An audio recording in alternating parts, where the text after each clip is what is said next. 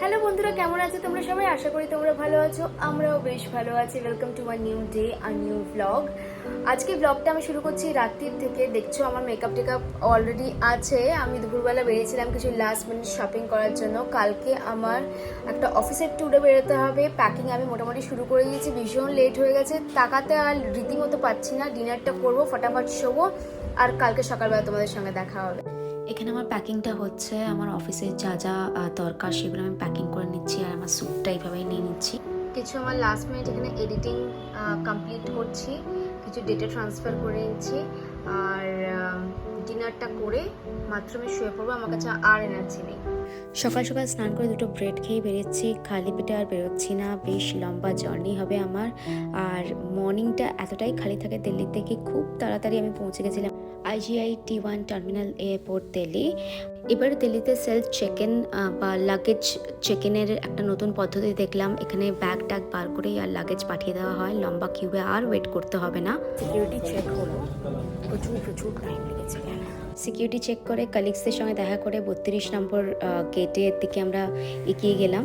দেখতে দেখতে ফ্লাইটও অনবোর্ড করে ফেললাম, আর আমরা পৌঁছে গেছি ব্যাঙ্গালোর এয়ারপোর্ট, কেম্পেগৌড়া এয়ারপোর্ট। কি সুন্দর ফ্লাওয়ার্স! দেখো, এই ফ্লাওয়ার্সগুলো না আমি আগে আর্টিফিশিয়াল দেখতাম, কিন্তু এখানে আমি অরিজিনাল দেখতে পেলাম।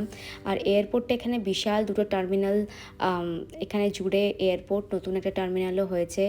রাস্তা আমার 50 কিলোমিটার্স মোটামুটি অফিসে যাওয়ার জন্য।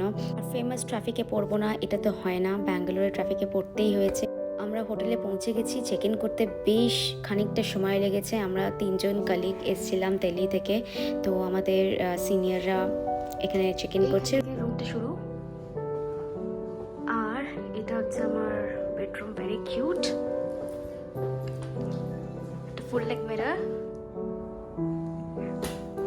এটা desk, working desk, perfect, very cute. আর শো দ্য ওয়াশরুম অলসো, ছোট্ট একটা ওয়াশরুম, শাওয়ার এরিয়া। মোটামুটি 10 মিনিটের মধ্যে আমাদের ঝটপট করে রেডি হয়ে বেরোতে হতো। আমাদের কিছু অ্যাক্টিভিটিস প্ল্যান করা ছিল অফিসে। আর ওই দেখো আমাদের অফিসের বিল্ডিং দেখা যাচ্ছে। পৌঁছে গেছি আমরা অফিসে, আর এখানে ভীষণ সুন্দর ইনোভেশন সেন্টার, আর প্রচণ্ড ডিফারেন্ট অফিসের এখানে ভাইবসটা। আজকে আমি অফিসে এসেছি, ক্লায়েন্ট ভিজিটের জন্য এসেছিলাম ব্যাঙ্গালোরে। তো আমার কিছু টিমমেটস এখানে আছে। I just quickly introduce you guys to them. Philip, Navarun, we have Manoj 1, Manoj 2, and we have Sumit sir. থেকে আমরা দোসা খেলাম এই কাউন্টার থেকে। এটা এত সুন্দর পরিবেশ, বেশ ভালো লাগলো অফিসটা এসে।